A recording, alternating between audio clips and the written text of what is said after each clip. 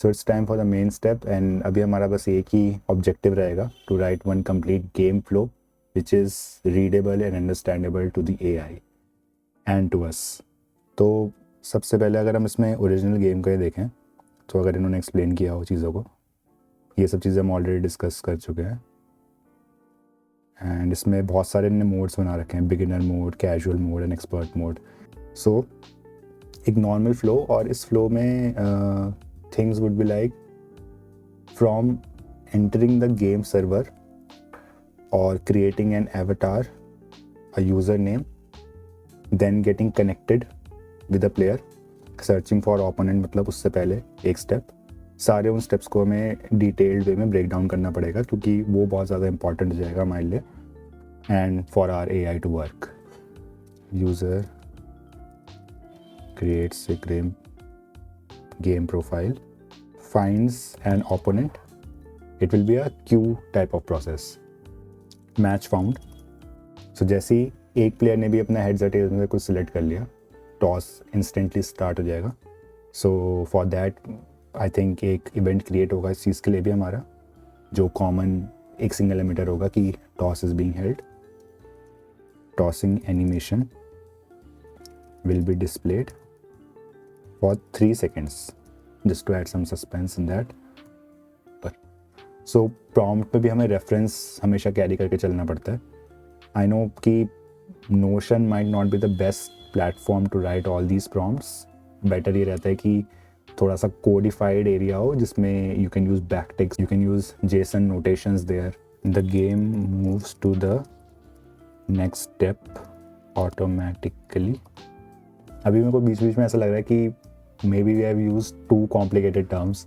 हम सिंपली अगर डाइस भी उसको बोल देते तो कुछ प्रॉब्लम थी नहीं, बट हमने बहुत ज़्यादा ही ऐसी टर्मिनोलॉजीज यूज़ कर ली जिसमें मेरे को बार बार AI को एक्सप्लेन करना पड़ेगा शायद थोड़ी थोड़ी देर में कि ओके। सो फेज 1 स्टार्ट्स देविक वरदान demo, which is sorted, and then we move to phase 3 आक्रमण डेमो। आक्रमण में आई थिंक सिंगल है। आक्रमण डेमो, आक्रमण है युद्ध फेज, आई थिंक हमारा युद्ध है ना फेज, फेज का नाम हमारा युद्ध है, युद्ध। सो बहुत टाइम लगाने के बाद और ये रियलाइज़ करने के बाद कि इतनी देर में तो मैं कोड ही कर लेता, finally I have come up with this output जिसमें each step is explained in detail.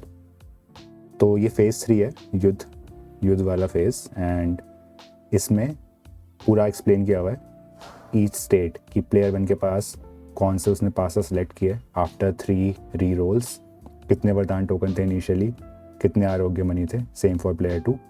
हर एक मूव को एक्सप्लेन किया है कि P1 भाला गेट्स ब्लॉक्ड बाय P2 कवच।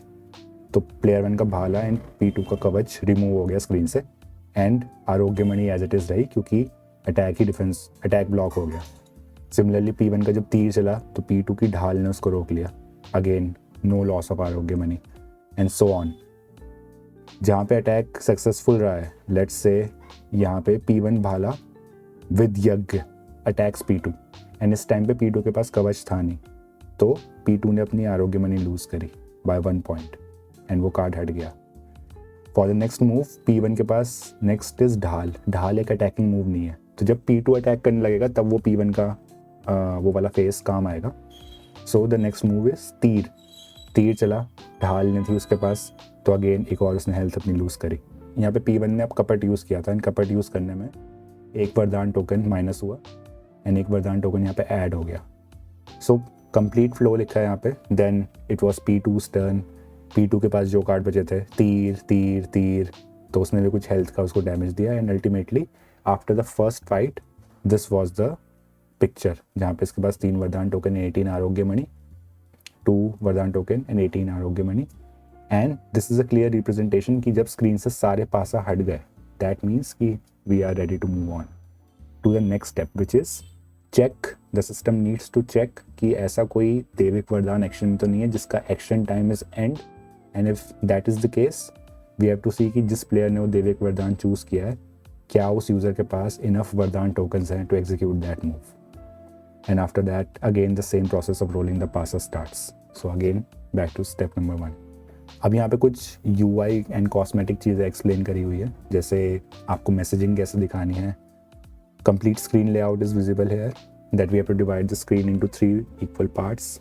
One will be for opponent, second will be for the execution and attacks जहाँ पे दिखेंगे, एंड मैसेजिंग भी वहीं पे दिखेगी, and third part is for the player itself जहाँ पे वो अपनी चीज़ें देख पाएगा. एंड फर्दर जो प्लेयर्स के लिए सेक्शन है वो फर्दर हॉरिजॉन्टली डिवाइड हुए हैं, जिसमें left most section is for आरोग्य मनी, जहाँ पे उसको अपने स्टोन्स दिख रहे होंगे, कितनी हेल्थ मेरी बची है.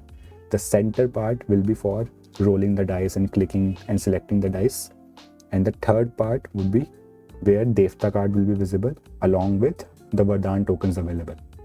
सो ऐसे करके हमारा पूरा लेआउट है, and I have given clear instructions कि अगर 1280x720 से कोई छोटा स्क्रीन है then we have to simply block the gameplay.